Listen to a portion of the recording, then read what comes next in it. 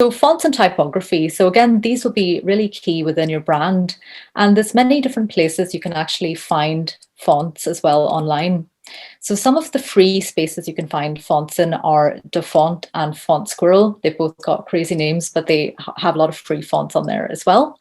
Adobe Fonts is great because you can just import it into the Adobe software if you're using that, for example, InDesign or Illustrator.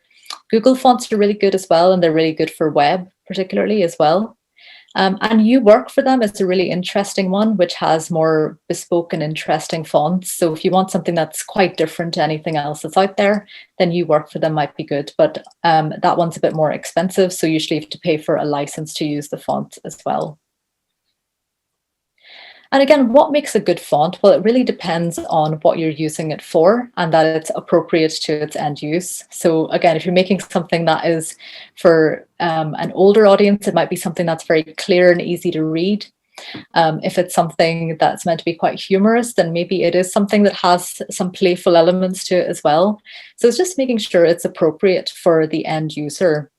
But some things that are common to everything is maybe looking at a few different types of font for your brand. So you might not just want to go for one thing. You might be looking at fonts that cover things like titles within where you're using that in your branding messaging, for example. You might be looking at a body font as well, and maybe one for social as well. So it's maybe coming up with a range of fonts that all suit each other that you can use in different ways. And it's also looking at whether you want to use serif or sans serif fonts. And at the moment, there's a nice trend of combining the two as well. So maybe having a header in the serif font and then all of the main text in sans serif, for example. So you can see actually with the serif font there, if you don't know what serif or sans serif is just the one with the little curly edges. So anything that has that little bit of a decorative element on the edge is a serif font. Sans serif is a bit cleaner and sharper and more minimal. Also looking at font size and color. So font size can be incredibly important, as I mentioned, for older people or people that have some sort of visual impairment.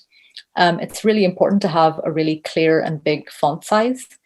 And color can be important. So if you have a lot of light grays on a white background or something that's very close in terms of contrast, it's very difficult to see it. And it might mean that, it looks very beautiful or elegant, but actually no one can actually read your message. So it's making sure that it's actually easy to read as well. It's important for it to be very accessible. And then the scalability of the font as well. Can you still read it when it's really tiny? So can you read it whenever it's on a smartphone as well as whenever you're seeing it on your laptop as well, for example?